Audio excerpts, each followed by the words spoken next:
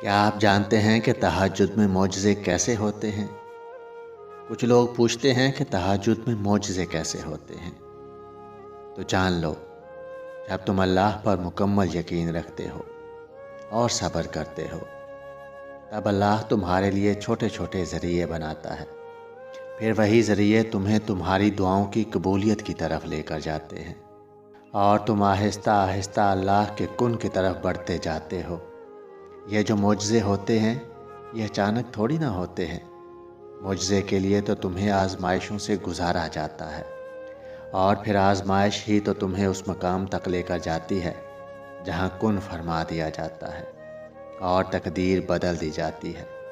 مانگنے کی شدت سے ہی تو قبولیت کی ڈور جڑی ہوئی ہے۔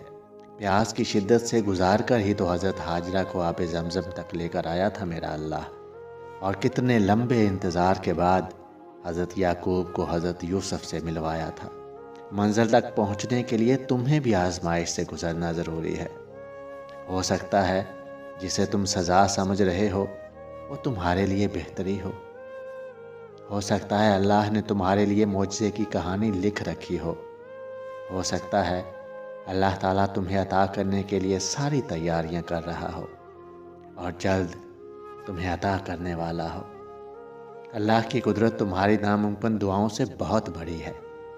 اس پر یقین رکھو اور ہر حال میں رکھو، اور کچھ بھی ہو جائے کبھی دعا کرنا اور اللہ پر یقین کبھی نہ چھوڑنا۔